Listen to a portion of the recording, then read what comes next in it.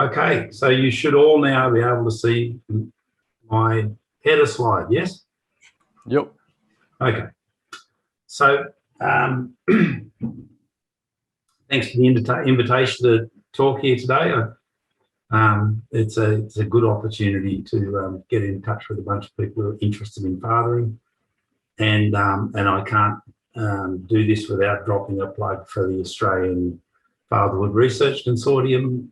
If you haven't heard of it, look it up. It's an important bit of work that combines researchers, practitioners, and dads themselves, and probably a unique organisation as far as I've seen around the globe. So I'm from the Family Action Centre, University of Newcastle, and really all of my work is driven by research money. My background was in paediatric nursing. I was just thinking about it today. I did children's nursing, I did general nursing in that whole system. Still remember when Armstrong walked on the moon, if that helps. I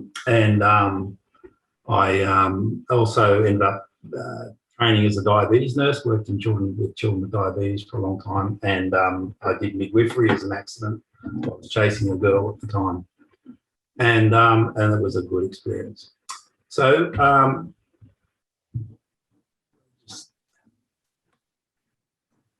sorry. Before I start, I'd like to. This isn't Newcastle beautiful on a good day. I'd like to acknowledge the traditional custodians of the lands within the University of Newcastle footprint, which are the Awabakal, Darkinjung, Biripi, Worimi, Wanneroo, and the Eora nations, and pay my respects to the wisdom of their elders, past, present, and emerging. And where I am today, in my home, I'm on Awabakal land, and that's the Awabakal eagle. My personal history probably isn't so good for the Indigenous community. We arrived here, our family on my dad's side, on the Second Fleet, I think. But, and this is just an ad from the Sydney Gazette back in, and you can see it's 1815. Isn't the internet marvellous? And this is an ad from my great-great-great-granddad, Lawrence, introducing himself because he built a flour mill, and saying that he would happily go out and collect people's grain and turn it into flour. And he made a bucket load of money doing that. He got very, very wealthy, and his son was named Christopher, unfortunately, because he was a bit of a dill. And he bought himself a dandy horse, which is this type of bicycle, and was famous for riding it down the hill in Windsor and being warned off by the constabulary. But there's a few things about that, and I think it's a bit like Paul McCartney flying when he tried to buy himself a very eco-friendly car, and I think it was Toyota who flew it on a personal jet all the way to the UK for him and used up a lot of resources. In this case, bringing that dandy horse in probably cost the colony a lot. But the point about this is that this family history goes back a long time, and I suspect that Christopher, although he had 14 children, was probably not a terribly engaged father. And he missed out, because fathering is, this is my family, of course, a transformational life project, probably the biggest project that any or many of us will ever do. And of course, as these kids go on, you want them to be big and strong. You want them to be beautiful, of course, in all their different ways. And then it's a journey that's not only transformational in the sense that it will make you who you are, but it's also full of those sort of life events of development, joy, and loss. And that's my boy heading off to the first day of his apprenticeship. It still makes me emotional, but he's finished now. So the parenting journey, and there's good reason for going into this, it'll become clear soon, is of course this contemplative stage of, do I want kids? Does my partner want kids? Is it the right thing to do? What's the environmental cost, etc. And then you know, if you decide to, you add them to your relationship. And of course, at that point, then you have to make decisions about how you're going to manage and run and roll in that family business. And that's about the sharing and granting and acceptance of roles and responsibilities. And these are, to some degree, very much done along gendered lines. If you look at the data on the number of dads who are stay-at-home dads, it really hasn't changed over a long time. And I mean, hasn't changed very much at all. And that's because of men's relationship with work and now societal expectations around gender in both the caring and nurturing roles and in the provider roles. But if you're lucky, you know, you get involved and engaged in this, and it does become a transformational project, which is full of all this stuff like moral commitment, endurance, love and loss, and that's where most parents end up. I've used this a lot in my work. I work mostly in research. I'll talk a little bit about that later, but I also do, and have been doing for 15 years, antenatal classes with Hunter New England Health, specifically focused on dads. It was, we had to really push to get them in there, but they've been fantastic since then. And this slide is, I think, very meaningful. We'll come back to it a little bit, but the boy becomes a dad, the girl becomes a mum. And of course, when you introduce a child into that relationship, it becomes this enormously rich and rewarding and challenging and beautiful space. But what is interesting is that just the way that all this stuff interacts across that family system. So the way that dad interacts with the child will influence the way that mum does, and so on. And in the middle of this, we've got this thing called the parenting partnership. And it's worth noting that although the divorce and separation rate may be 60%, that doesn't tell you a lot about what goes on in families. Nearly 85%, around 85%, or certainly around 80% of 15-year-olds will still be living under the same roof with their biological mum and dad in Australia. And that says a lot. If you don't have children, you're much less likely to make that distance. And then for many couples, they will get through that experience and then decide to go their own ways. If they perform well in these roles, there's a little arrow there between the lines of girl and boy, so the dad and mum. And that shows that if they perform well in this business of raising children together, it enhances the quality of their parenting part, of their romantic relationship. And it also points out that parenting partnership itself, the way that parents work together, has its own unique influence on the developing child. And that's around things which are really important, like emotional regulation and their ability to form and sustain relationships with peers, adults, teachers, and all those important people in their lives. So when mum and dad do this business well, it's important to the child. When they do it well together, that's also really important. But I do want to talk a little bit about the dad's role of support. Dads were, dads weren't allowed into the delivery room up until sort of the mid-60s and pretty much early 70s in Australia, 50 years ago now. And that the reason that they were invited in wasn't because of their fathering role, it was because it was acknowledged that mums did better if they had the support of someone that they knew and trusted, and the outcomes were better for mums and their babies. And there was a couple of male obstetricians who really pushed for it in the UK, and that's really changed what's gone on around the world. And now we expect dads to be, it's an interesting effect, but there's a bit of a, what do they call it, nominal determinism here. The dads were given this role of support person and have now become the support person. That's determined how we understand and look at dad's role in that transition to parenthood. And but it's really important. If he does well with that job, it reduces the infant distress it reduces the risk of mum's postpartum depression, and that's during the transition to parenthood. It's also important afterwards, and of course, and we'll get back to that. But I found this quote a couple of years ago, and I just want to touch on this because it talks about men's nurturing their commitment and relationship with his family. This is Tim Winton, was published in Sydney Morning Herald, and he said, to meet him, you wouldn't have thought, his dad was a copper. To meet him, you wouldn't have thought he was a particularly sensitive guy or anything. But then one day when I was about 14, I remember coming out to the back shed and there he was with a hanky stuffed in his mouth, bawling his eyes out. I'm not much of one for the discussion about masculinities, but I think it's about individuals and their relationships with their families and so on. But he obviously didn't want to bring that pain back to his family.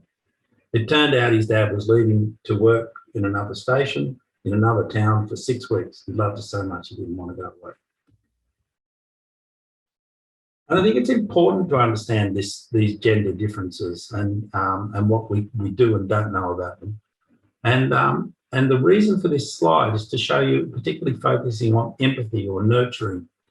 And what this shows, if you look at gender identity, it's a very powerful predictor of whether you're a male or a female. Sexual orientation is less powerful, but still very powerful.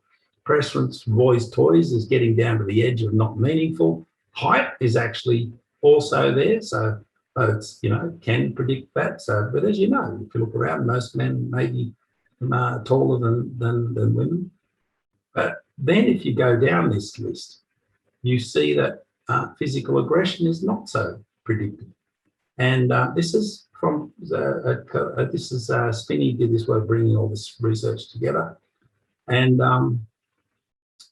empathy or nurturing is really way down there as a tool for trying to tell the difference between men and women. Empathy is slightly, marginally stronger in women. If you ask people, and I've done a lot of this, about who was the most nurturing of their parents, usually it's around a 50-50 split in the groups that I've asked about whether it was mum or dad. Which is curious because this data from ACE shows the amount of time that dads versus mum and or together spend with their children under 5 when the children are with their parents. So this isn't the time in daycare and that sort of stuff. It's when they're with their parents. And you can see that mums get about 46. This is from a big data set. This is the Australian Institute of Family Studies. And mums get about 46% of that time. Dads get about 11% of the time, 10% roughly, of the time that children spend with their parents, fathering. They get that time on their own. Dads do most of their parenting in this triadic context where they're working together with mum to try and raise the child, which probably means that dads, it makes a lot of difference, this knowledge, because it means that dads to some degree on the back foot a bit. It means that they have to negotiate most of their parenting with someone else is there, which means they probably need a few more skills in some ways. It also means that mum's got a lot of ownership in this space where she's here for nearly 90% of the time.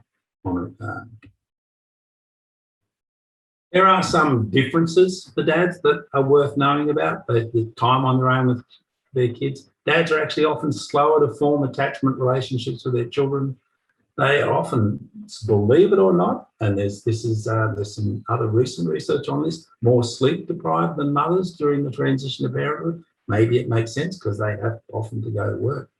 They're often, they have no or little relationship with the services that are working with the family, and that trend continues through parenthood. And interestingly, work itself has different expectations, whether you're a male or female. This is actually, if you read the wife drought, Crab's got a nice report on this, and it basically says if dad asks for time off to go to a child event, then the employers will think it might show he's got poor commitment. But if mum doesn't do it, she's probably a bit cold-hearted. And of course, the other thing that dads have often to win their partner's trust in this transition to parenthood, where mums are often anxious about many people around there. And therefore, and the evidence is reasonably good for this, that dad's relationship with his family depends on his relationship with mum. She's the conduit for dad to get with his and be with him, involved with, engaged with, and attached with his children. But there's also, and there's a paper from Viscarello et al. That talks about the role of health and education providers as gatekeepers as well. And they present a very convincing argument and with evidence around how this works. And we'll come back to it in this slide, in fact. So I've just flipped that other little thing on its head, and you can see here that you've got parenting partnership, mum, dad, and boy. But what happens when services interact with families is that they will also influence the way these pathways work. And you can see in this slide that the services, if they're not, they may engage directly with the child, but they're most likely, in fact, to go through that relationship with mum and tend to, if you think, often understand the relationship with that family as a really dyadic system, with the dad perhaps there, maybe there, not sure, but not necessarily central to the business that they're providing that service, which is a curious thing. So most of it happens on that left-hand side of the slide. Now, when you've got a stronger parenting partnership, it actually predicts father involvement. That is obviously a link. The stronger the father involvement, the more likely the parenting partnership is going to be strong as well. It seems to be a two-way link. The partnership is actually also, curiously enough, the main source of support. I was a diabetes nurse for 10 years or so, and I used to think I was important, but in fact that's what stimulated my work with families, because I began to see that or believe, and say in total, that the family, it's a stressful thing getting a child with diabetes, but families where dads were more involved, more engaged, seemed to cope so much better than even the family that ended up separating, but mum and dad were working really well together, and they coped really well. And it may be even more important when there's a child with atypical development. The study that underpinned my PhD was looked at parenting quality and parenting stress and a number of other factors in families raising a child with autism. Funny mob, because when I went out there, they actually it's very stressful raising a child with autism. They're embarrassing, hard to predict what's going to happen, and it stresses. My study was one of the first to show that mums and dads' stress is probably about equal. That surprised people. And it also showed that it wasn't factors you might think of, such as parenting competence, sense that you're able to manage this child with autism, and where you are on the spectrum, or how severe the child's autism was. The strongest predictor of parenting stress in this cohort was the quality of the parenting partnership. It's a thing you can measure. And therefore, it becomes important to understand how these relationships evolve and how they work in the long run. And I think this is hugely important. When the baby's very young, in infancy, if the co-parenting is strong at that time, it'll also be likely to be stronger in the couple. They'll have a stronger couple relationship when the child's 2 to 4 years of age. There's more to this story, and I'm rushing through these a bit, but that's because of time. But we know that an engaged and involved father in experience transforms men themselves. And here's a simple demonstration of this. They know that if you give dads a dose, well, first of all, we know that time that dads spend with their young children will enhance their levels of oxytocin. If you give dads a snort of oxytocin, it actually lowers their testosterone, and it changes the way that they interact with their child. It's more positive, it's less hostile, but I think more importantly, they're more synchronized in the way that they do, in the interactions that they have with that child when they've got these higher levels of oxytocin. And it makes a lot of sense then that they have these experiences early. It will shift the way that they understand how these interactions can and perhaps should work.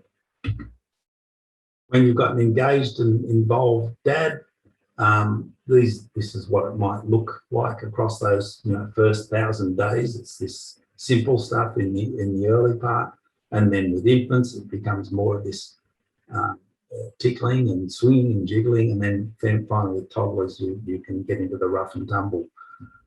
But we know that the outcomes here are it's good for children's physical development early, their relationship skills in the early part, and their emotional regulation, their ability to manage their anger, their sadness, their happiness effectively as they get older. And of course, that's the big deal for toddlers, trying to get a handle on that stuff. And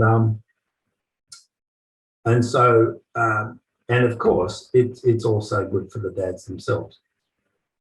Their studies have shown this, and Jennifer's done a summary of this, that father play in the early years predicts school adjustment, peer competence, and it also predicts mother play. It influences peer competence when they're teenagers, when they're in primary school. It influences their adult attachment relationships, and it goes on to have a linkage with how well they form and sustain intimate relationships even into early adulthood. So this is the important reason. If you're trying to provide health services for families, we need the data. We need to know it's not just a moral commitment or a social commitment. It's for the child's good, and it's for the mum's good herself. But unfortunately, although things are rapidly changing in families, services are much slower to change. We saw at the AFRC conference last week, someone presented an analysis of interactions with maternity services and what happens with dad there. And their analysis showed that really across that transition time, and all the services that are involved, there was very little father involvement other than in antenatal education, where we now know that around 95 to 98% of dads will actually attend those antenatal sessions. I'm a little bit worried about what's happening when they're going online. And of course, that's a massive shift, but it's one of the few times in the family's interaction with health services that dad's actually there. I like this little bit of data. I'm going to whip through it, but this is just to show that if you look in that little grey section on the side, this is European data, and it shows that currently, or back in about 2011, the dad was spending about 30% or 20%, sorry, at the time the children spent with the parents. He was there, and but in or 30%, I think. But they predict from the trend in that data that by the middle of this century, not that far away now, another 20 years, 30 years, that when children spend time with their parents, they'll be spending 50% of that time at equal amounts with dad, which I think has important implications for services. If we continue to do things the way we have, we're not going to be serving the families. We'll be completely out of sync with what's happening at home. But we have to accept that dads are very difficult to get to. They've got poor relationships with services. They've had many times poor experiences with health and education. There's certainly gendered roles that come into play, which means that mums are more likely to attend services for their own health, but more likely to attend services for their child, and services are much more likely to interact with them. I used to have this when I was trying to do my research, also when I was a diabetes nurse. I'd ring homes and they'd go, Dad would answer the phone and say, oh, I'll go and get mum, you know. And of course I was going, no, I can talk to you, but then sometimes they did. And of course, it's not just experiences, but expectations that are generated through other things like men's relationships with paid work and that need to provide. So when we think about the way that we interact with dads in our services, I think one of the most important things is and a simple thing is imagery. This is a 20-page booklet taken from a service that delivered and advertised a service that delivered to families, and was specific in the intro inside to talk about mums and dads. But if you look at these images, and these are all the images from the 20-page booklet, there's one image of a dad in here, and he's sitting in the playground, not doing anything, and the other image shows a dad close and engaged with his child. But of course, the overwhelming imagery here is of mums. Now, that sort of might be okay, but if we consider that dads actually have poor relationships with services and we want to make a change, then maybe we need to do a lot more in this imagery space. When I worked in a hospital, major teaching hospital, years ago, it took me 5 years to get them to take the posters down of men being violent to women, which hung just in the foyer of the maternity unit. I didn't mind that they had the posters, just the placement of them just wasn't right, in the sense that were they the only images of men in that entire maternity unit were of men being violent and aggressive, not probably what we want to know.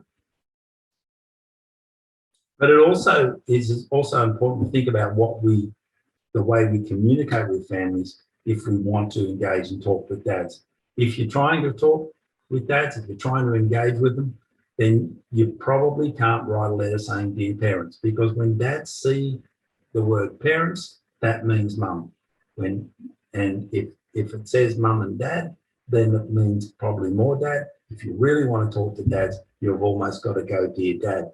We see this in the research all the time. We've done an analysis of it where papers talk about the influence that their program had on parents, and then when you go to look at that paper, you find that it's not actually what they meant, what they did. So Triple P, for example, reported reductions in parent reported levels of dysfunctional parenting from their programs, significant effects on parent mental health, retaining attendance in high-risk families. And how many dads did they have in their sample? So they're talking about parents. They had, out of 1,610, they had 16 dads. So they can't really report on their ability to influence the paternal experience. Chris, I'm on that.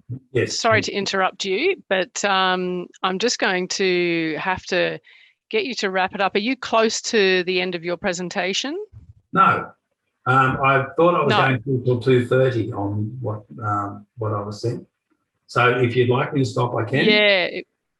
But I think, yeah, okay. So I think we've got the time slot until 3 o'clock, in which case, I guess, Thomas, I can see you on screen there. Is that 30 minutes going to be adequate for the three of you, or is that an inadequate amount of time? Sorry, just coming off mute. Yeah, that's fine. I wasn't sure exactly how long we were going for, but I don't mind, Tom. If you need me to wrap up, I can. I do want to talk about SMS for dads quickly. So yeah, I mean, it's a good topic. I think we should keep. Yeah, let's keep going with it until 2:30, and then we'll switch across quickly. Great, so thanks. This is just some information. You might think that there's going to be a cascade effect from mum to dad, but in fact, that's not necessarily supported. In fact, it might have the opposite effect. So from this study from Reichs et al., there was a randomized control trial. They showed that when one parent was involved in their programs, it had a negative influence on father involvement. When two parents were involved, it actually enhanced father involvement. I was going to talk about this quickly, but we won't have time. But this is just to show that we went to a lot of trouble, worked with services, developed this card game which enabled parents to sort stuff. In the trials that we did, it worked really well, and we did it because it was shown when dads go into services, they don't speak or get engaged. So we tried to do something that they could take home. We produced a whole lot of these, and they're still sitting under my house because the services, although they said they were interested, we haven't had any luck rolling them out, and they were there for kids with autism, typical development and behavioural problems. So just to wrap up this part of the presentation, and I'll move on. Fathering is an important barometer of family function. Things are rapidly changing in families, but not so much in service. And it's important to involve dads when we can, but this cultural change is really difficult to achieve. And if you're looking for it, you need to really integrate it into your processes and collect some data to see if you're doing it. Consequently, in a lot of our work, we've decided to work outside the system because it's too resource intensive for us to try and do the other. It's been largely ineffectual, and there's been some good programs, such in the local NICU, that had a champion. When the champion left, it fell over, and it's very vulnerable to when someone plays up or there's something else comes along. So we worked around outside that system. We do use the system to promote our work, and we've moved over to a lot of text messaging, and we do that because it can provide a sense of support to dads. It's flexible. It's a push technology, which means they don't have to do nothing, and it's very private. In SMS for Dads, the messages come when the baby, in relation to when the baby's born. So we get the dad's date of birth, and the messages will fit with what's happening at the time. And they focus on his relationship with his child, his partner, himself, because that's what we know about dads. Relationships are incredibly important for them. And this is an example of how we do this. This is a message from a baby. It says, "My first poo is going to be black, sticky and tarry, and I'm working on it now for you, Dad." So, and it takes the dad to a link where he can look at a bunch of poos. And I mean, you can see what we've done here. We've given the child some knowledge. So the child is knowledgeable, the child has a sense of humor, and he's developing his relationship with dad by saying, you know, "My first poo's for you." This is a parenting partnership message. It says, it's quite simple. Notice something your partner's doing well and tell her about it. And we know that the dads really like this stuff. They've responded extremely well to it. This is a good food and exercise. This is a health message. And this is one from children about how they cry. This is one from after the birth. But I really want to touch on, we also track dad's mood and monitor how he's coping. And if he's not coping, he monitors this himself. And if he's not coping, it recommends that he'll put him in touch with services such as Panda. So we get really good feedback. The dads say, "I feel like you're looking into my life." You know, they sometimes come at the time where I'm really wondering what's going on. Bang, message comes. Mum saying he never complained, but he complained about going to classes. And there was, and then a mum saying that there's one came through about dads can do something by taking the child out for a walk and give her some space. And she said that was really validating. This is Dad. I told her she was doing a good job. I said, yeah, we both laughed about it. Oops, because Mum said, I think in that case, that came from SMS for Dads, didn't it? And they said, yeah, and they thought it was good anyway. This dad said it reminded me I was going to be a dad. He was out working away from home. It made me smile during the day, so happy to be a dad, and just how nice they made me feel. The messages seemed to coincide with issues that were happening for our child at the time. It was good to get something just for dads. And it's just like a mate tapping you on the shoulder. So this has been really effective there in terms of the qualitative data. We've also done this with dads of children with autism, and I will cut to the chase here quickly because messages here focused on these things: understanding autism, parenting partnerships, coping, child interaction, informal supports, and I'm not going to go through too many of these actually. But you know, they were simple. We recruited. This is the advantage of text message. We recruited all over Australia, even Tasmania, and we measured these things. We click tracking, parenting self-efficacy, parenting stress, etc.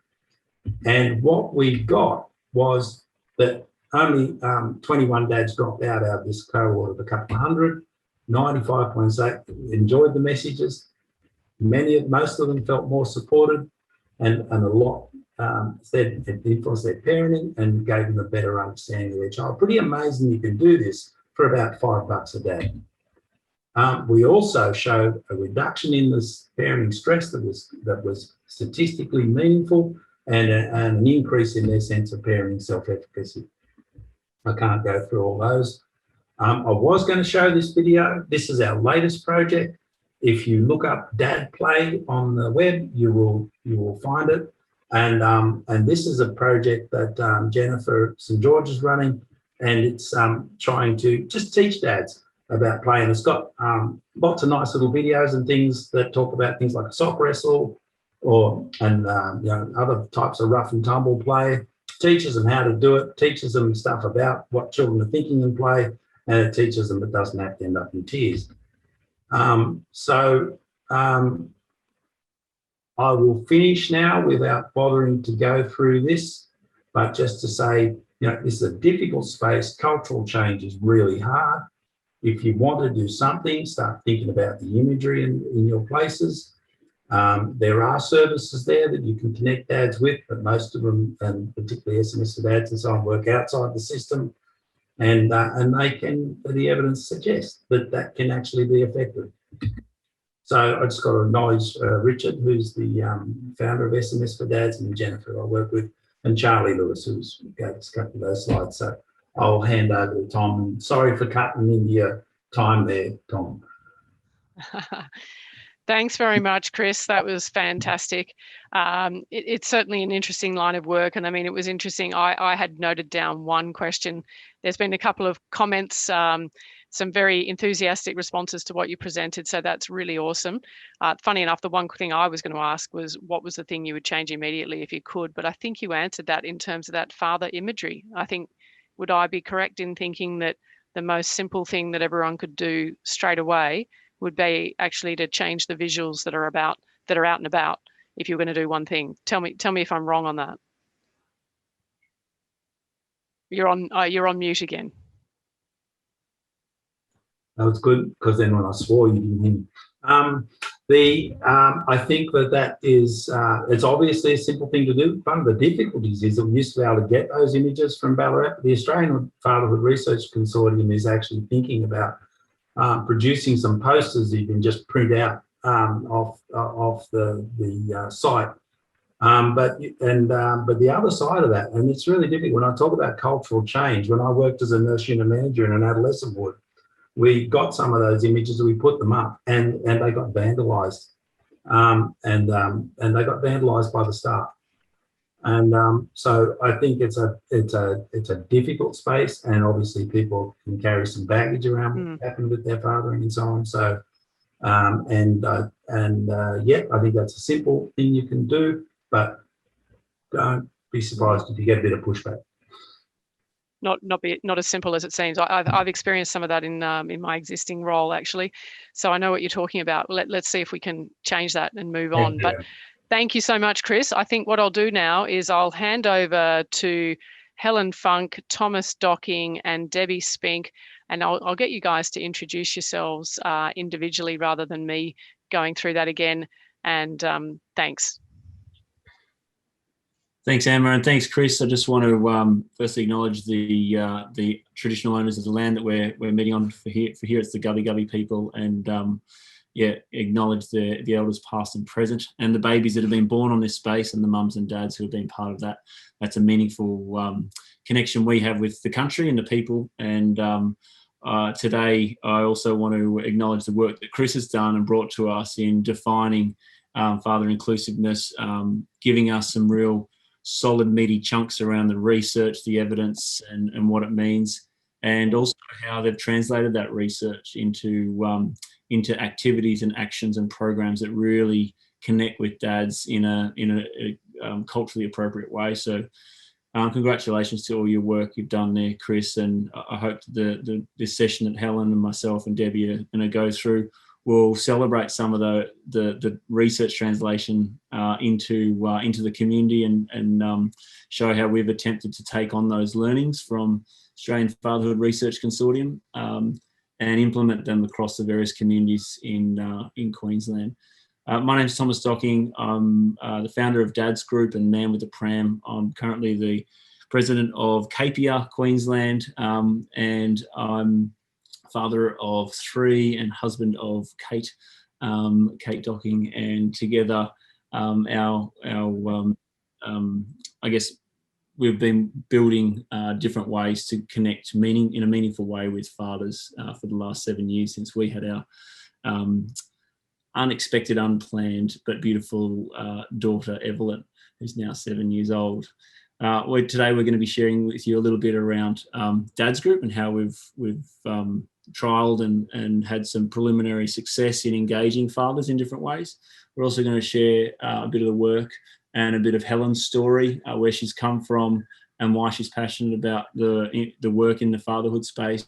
She's a exceptional midwife with a huge amount of life experience and wisdom in this space, applying the research into the actual hospital and health systems and the community space. We've also got Debbie Spink. Hi, Debbie, who is an incredible leader who's been able to have a lived experience around mental health and be able to start changing how the health system can in some ways improve its way in which it supports the people that go through it, so that I guess some of the challenges that she's personally had, which she'll share later on, could potentially be avoidable. And together we are a very passionate few who are doing some pretty exciting work in the hospitals and the communities around Queensland and across Australia.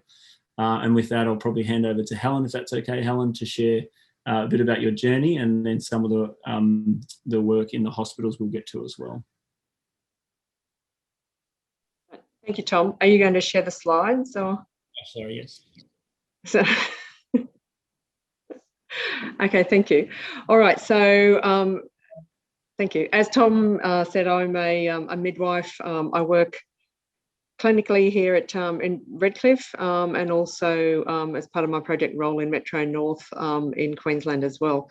And just to provide you a little bit, I guess, of context around my where my passion for working in this space came from. I was very fortunate in 2019 to 20, and it came from again another person, a dad, actually sharing his experience. He was an executive, about how he found it really challenging, and that sharing of a story led to actually some funding in Metro North to actually explore how do we actually engage and support our dads. And working that project was such an eye-opener for me, and it certainly generated the passion that I have today. So the dads that I surveyed during that project and I sat and chatted with were really actually grateful to be actually even asked their opinion. That was sort of really came through, and they were very much acknowledged that there was a desire for more support and I guess education and for them.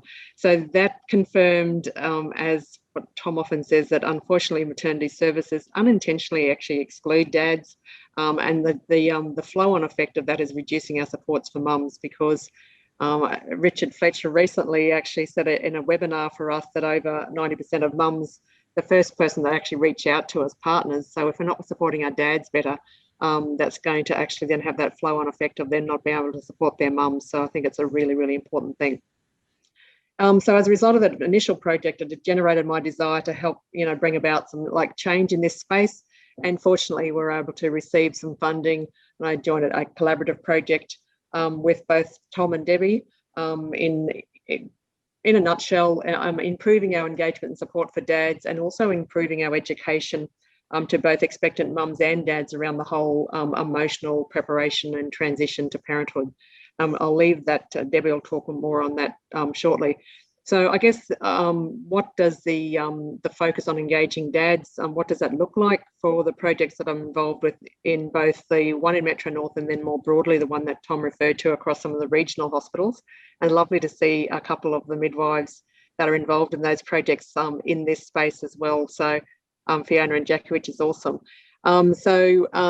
The focus on the engagement with dads largely sort of centres on actually our antenatal classes, and also a little bit more broadly on educating our staff on actually the value and the need to engage with fathers. But so I want to just talk more briefly about classes, and what have we done a little bit differently? And it feeds into what you were talking about, Emma, just before. We actually make sure that our presentations in classes are very father inclusive in their images. So it's sort of made us stop and have a look at, what images do we have on our slides in all of our presentations, and ensure that they are, both father and other, partners inclusive. We also looked at the language, and so made sure simple little things of actually, if we're doing specific key messages to dads, like do them in a blue font, and ensure that we actually use the word, like Chris has said, actually dad. So we do, dad and partner to be gender inclusive, but we actually definitely use the word dad or father. And then focus also specifically on dad specific information, because it sort of annoys me somewhat when a lot of people just, I think, view dad's role, particularly in the birth space, as one of just pure like support for mums. Yes, they are a fantastic support, but it's their own dad's unique experience of going through that birth himself. And we actually sort of talked, specifically to that as well, because I think it's something, again, that's actually not very well covered in classes generally. So that's a little bit around the images and language of our classes. And the other thing that we've found has been really exciting is we've actually had a dad's group antenatal representative join our classes. So we do our classes face-to-face and virtually. So sometimes these dad's group reps come in face-to-face, or sometimes they'll join virtually into this to this space, and they chat for about 15 minutes about. Just check in with the dads, how they're going, how they're feeling, acknowledging, how they may be feeling as well is very normal at this point in time. Often they're around about, that 34, 36 weeks. So they're really looking closely at their role at, I guess, in birth and becoming a dad. We also, that dad's group rep talks to the dads about what support's available out there. They let them know about the local community dads groups that Tom will talk about a little bit more, and also the digital dads space. And then importantly, also talking into what you mentioned before, Chris, about SMS for dads.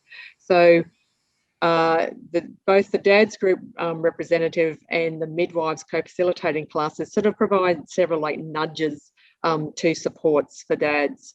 And the feedback that we've sort of got from dads that have come to classes is like, it's just been gold at times. They just didn't, some dads have said, look, we actually feel so empowered after these classes that we actually much better sense of what we can do, what our role is and so forth, feel more included, connected. And some dads have sort of said they just didn't realise how important they are or what they're meant to be. So, and just to provide also, Chris, you'll be interested in knowing in the because I've been doing pre and post class surveys, and it's been great to see that they're nearly sort of about 45% of dads have actually responded to the surveys. So we're going to sort of gather some great data from these surveys that we've been doing with these projects in actually helping support the benefits of what we're doing in classes and more broadly than in the communities. So I'll, on that note, pass back to you, Tom. Or yeah, sure. Thanks, Helen. Thanks for that insight into the hospitals program. I'll just intro Debbie, if you want to just talk a little bit more about your experience and how you got into this space, and then maybe I'll frame up maybe the program view of what we're doing, and then you can go into some of the programmatic outcomes that you're working on. Thanks, Tom. Yes, hi everybody.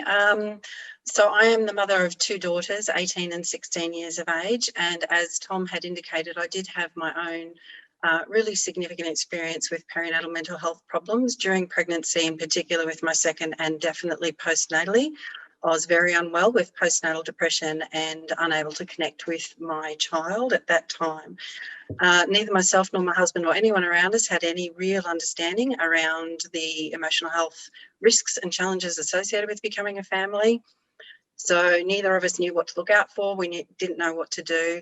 And during that time, I like to explain it that, as we all know, becoming a family is a very difficult time, and one would hope in a parenting partnership that when we're faced with challenges that the partners can come together and support each other for better outcomes. And my set of circumstances, my husband and I actually did that.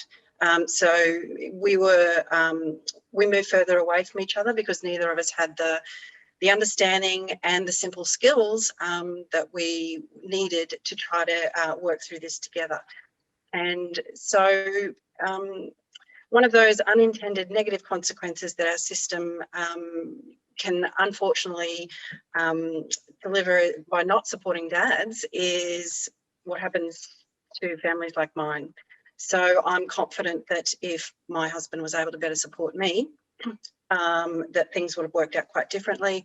And to also build on what Chris said around the impact on the infant. Both of my children have mental health conditions. My second daughter has a long string of neurodevelopment and other mental health conditions, ADHD and so forth.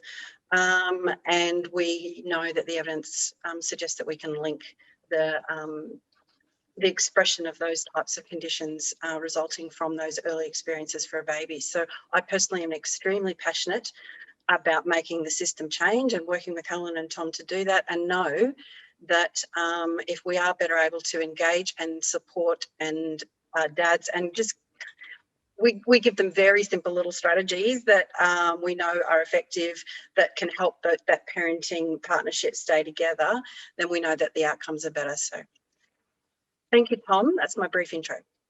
Thanks, Deb. That was awesome. I'm just going to come back to this slide. I didn't do this before, but just explain, I guess, Dad's Group and what we've been doing and how it's evolved to where it is now. And that is, as I briefly referred to earlier, is trialing out how do we engage fathers in a meaningful way in that perinatal space. And traditionally, or what, my mum's a midwife, and she's tried to engage fathers in that antenatal space and done a whole lot of different initiatives there. And she, would openly say herself, it hasn't been effective.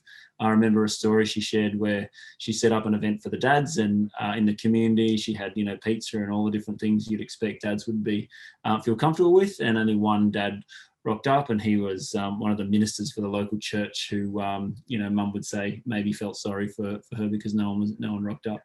But it just outlines that connecting with new fathers is a very complex science, as Chris has outlined really well before. It's not something that's easy, and it's often been put in the too hard basket, as most of you here will already know. And as Deb referred to before, it's actually about doing the small, simple, effective, meaningful things and working out how to wrap them into a program. That's pretty much what we've tried to do, and successfully somewhat in some key areas. And Helen's shared with you what we've done in the hospitals. We have a hospital program, a digital program, and a community program. And that's an acknowledgement of the father's journey. It's not just in the hospital. It's not just, online, and it's not just in the community. It's actually transitions from those three key areas in a way that no health service currently kind of acknowledges. And so meeting them in the hospital with passionate midwives who understand that helping mum the best means helping dad more effectively is our first start of the pipeline, so to speak. And then secondly to that, having digital spaces that we can go to, and they include digital dads groups, so a space where fathers, you can see on the screen there, connect online with their babies or without their babies and share how they're going. Some of them are brand new dads who have, a few day old babies who we've met in the antenatal classes. Some of them have older children, but want to give back to that community. And in that space, just to share some of the highlights of the last 12 months there, it's been a space that's helped, I guess, with the isolation of COVID for a lot of fathers. One particular father I was sharing with an Indigenous organisation this morning, he shared with us that he was somewhat suicidal, and I can't go into details of it, obviously, but he said this program saved his life. It's doing small things like that and testing different things that has been very rewarding for us. And now we're in a space where we're scaling those small initiatives with the support of organisations like Movember and the federal and state governments. But it also requires collaboration with a number of other health services. And really it's about finding people that are passionate. So that's Digital Dads Group. That's one element of it. Other elements of the way which we digitally dial in, as you can see here, to an antenatal class. And as Chris outlined before, that connection between mum and dad is important. So we want to actually help and foster the role modelling between mothers and fathers. Some of our Dads Group leaders have passionate dads and mums working together. And some of the Dads Group leaders have passionate dads and their fathers, so a grandfather-son example. Essentially, they're all they're all really effective in engaging and demonstrating healthy role models. And Chris and Helen were referring earlier to the way in which imagery can be used positively.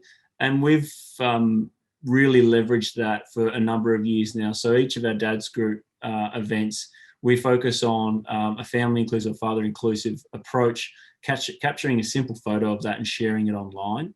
That, we believe, is slowly changing the culture of fatherhood. And this is a 25-year generational change. And so baby steps towards that, engaging different people in different ways, is a core way that we do that. The science that is behind the scenes in Dad's Group and our various programs is relatively complex. You may not be able to see the detail in that, but we meet regularly with University of Sunshine Coast, Nick Stevens, and he helps us to understand and navigate what are the core elements of what we're doing and how do we support the overall vision through the different programs that we do.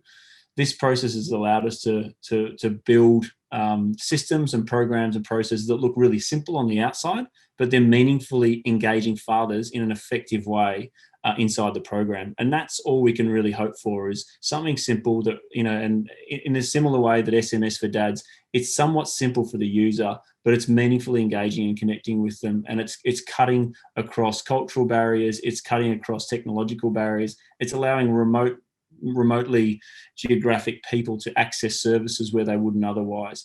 And for us, our major focus is actually on the human relationship between mum and dad, but also other fathers, so that peer relationship. And Deb does some incredible work in that peer space, using peer lived experience to share with other peers going through certain transitions and challenges. And that's really what a Dad's Group is. It's fathers with their babies, collecting together, having a coffee, having a laugh, but also sharing some of the more complex elements of what they do. This here is Man with a Pram. So now we're talking about the community elements of what it looks like. And this year on Father's Day, again, now that COVID has subsided and hopefully never comes back, we will be running Man with a Pram across the nation. And that's an event where it's a celebration of fatherhood and family and community. Grandmas, grandfathers, mums, dads are all come to this space, and they celebrate the new life and they celebrate the active involvement of fathers. It's a wonderful, enjoyable initiative where this is the small steps of changing that culture nationally. This is an example, as you see, is some of the programs that we work with Richard and Chris on SMS for Dads and promoting the broader access for fathers to various programs. And then on the left there, you can see the Dads of Townsville and a Scan Me QR code that allows fathers to, in an antenatal space, to meaningfully connect with, join a group, and go to an actual event where other fathers are. So the other key things that we do in the digital space is leverage our website to guide people to different events, etc.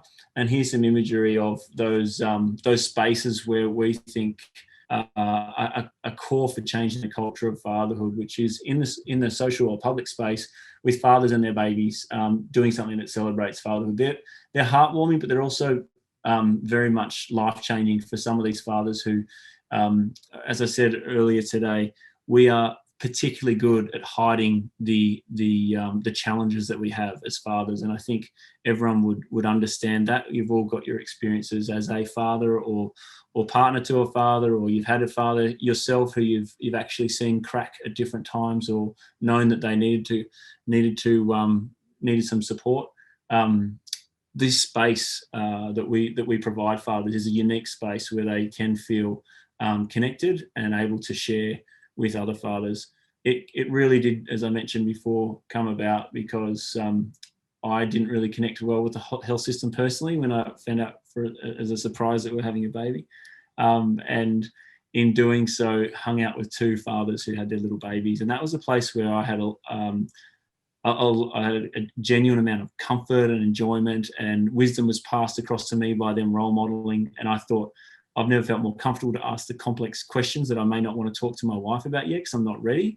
I may be ashamed or embarrassed about some of those questions. And in that space, I felt comfortable asking those those guys who are still in, a part of my friendship group today, 7 years later, and they provided meaningful wisdom and support to me then. And that's really what we want to provide to the fathers, is a meaningful relationship with another father who genuinely understands what they're going through, because it is isolating, becoming a father. And statistically speaking, we know that social relationships drop completely off the radar for about 3 to 5 years. So that's about all, unless Helen or Deb wanted to refer to anything else. These are some of the activities just on the screen behind you around what we do in the community. Digital book readings online, face-to-face meetings with dads, Man with the Pram, etc. Debbie.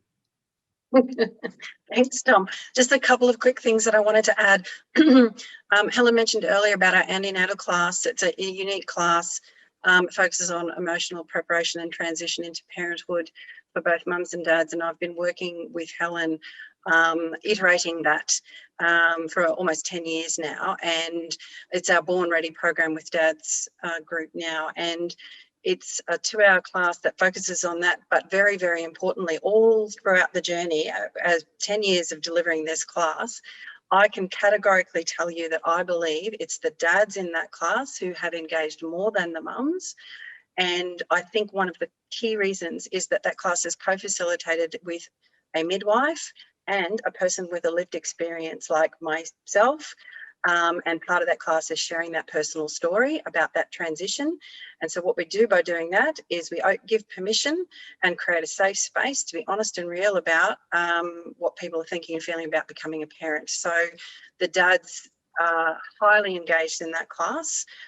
We are training up people with lived experience to co-facilitate that class much more broadly. We are training up mums to do it. We are training up dads to do it. So we can have a dad coming in either face-to-face or digitally to co-facilitate that 2-hour session. And we know then if the dad's speaking to the parents, then that's going to connect. And one last little thing I want to say. Helen said earlier, some feedback from dads, and it's absolutely true. One dad used the word empowered. He really, really did. He said, this class has made me feel really much more empowered. So there you go.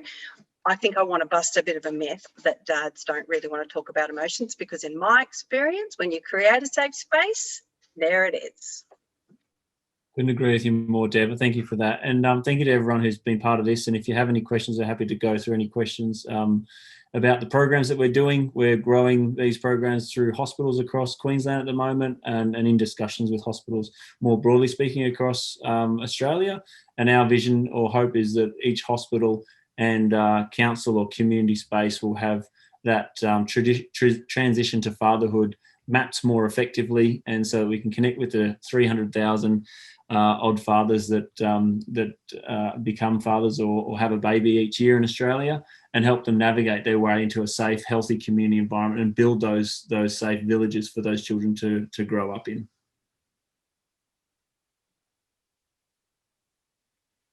Fantastic, Thomas and Debbie and Helen.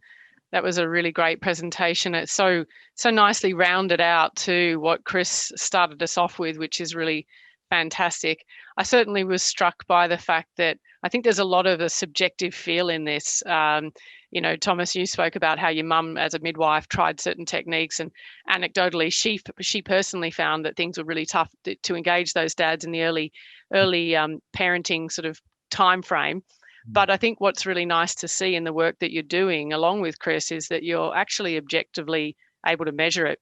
So that link that you've got with the university, where you've actually got some hardcore data behind it, it really lends merit and weight to what you're saying, which is fantastic. So a big thank you. I think from judging by the comments, everybody else has found it incredibly useful as well. I don't think that, from what I'm seeing, I don't think there's any questions there that we need to be answering directly. It might be wise for yourselves just to take a look and respond as would. I note there that Brendan has said it'd be great to start a Man with the Pram in Western Sydney. I agree. I think that would be awesome. I think the other thought here is that I love the fact that you've got this dads group, the digital dads group. I know that's something that I've been looking to start up in our area, but it seems silly that we reinvent the wheel again and again. It would make much more sense to perhaps just, hook into what's there and what's existing and what's working well, and send the funding in a direction that we can just bolster what's already existing. So thanks, everybody. I think unless there's an extra question or comment in there, we will head back to the main room. Thomas, did you want to say something there? Oh, sorry. Yeah, you were saying about not inventing the wheel. By way of our approach, Dad's Group is very much collaborative and wanting and involvement with other people who are, wanting to lead events. So, Brendan, appreciate reaching out. We're going to be going out nationally with a big push to invite all communities and leaders and organisations who have any kind of interest in that perinatal space for fathers to run a Man with a Pram. We provide a whole bunch of templates and tools on how to do that, but it's can be a simple event of 3 dads wearing these shirts and pushing prams all the way through to 300 to 400 people with sponsors and all that type of thing. But we did it successfully in 2019. You can check out the website. But really, this is a community-led movement that's supported by government, but requires ongoing and continuous growth by way of people who, like Nick Stevens and Helen Funk and Debbie, who actually share that passion and can see how they can leverage that in their communities. It's not something we want to, as I say often, we don't want to grow the brand, we want to grow the impact. And the only way we can grow the impact is through working with people who also want to do something similar in that space. So if you think your community or your organisation could run a Man with a Pram or get involved in some way, then that, we believe, will change the culture of fatherhood faster by getting the images of fathers in healthy role models out in the community over the coming years. So thank you. Tom, just to make a quick comment on that, I think what's interesting is, despite the lack of engagement with services, what you do see more and more is dads out walking kids with a pram, and it's an amazing transformation from when I was a boy. Not only did we get to the moon, we also got dads out with a pram, but they've done it themselves, and so maybe we can leverage that. Yeah, fantastic. Thanks, Chris. Okay, fantastic. Thank you, everybody. And You, if Emma. you're happy to leave it there, what we'll do is we'll just get everybody to click at the bottom right, leave the room, and head back to the main portal. Thanks.